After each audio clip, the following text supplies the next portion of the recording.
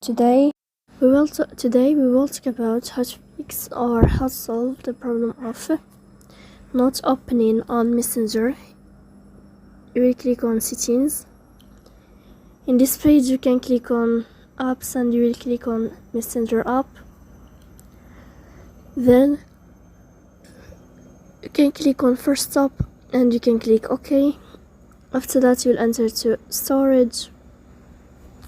Here you can click clear cache. Don't click clear data because that can delete your account.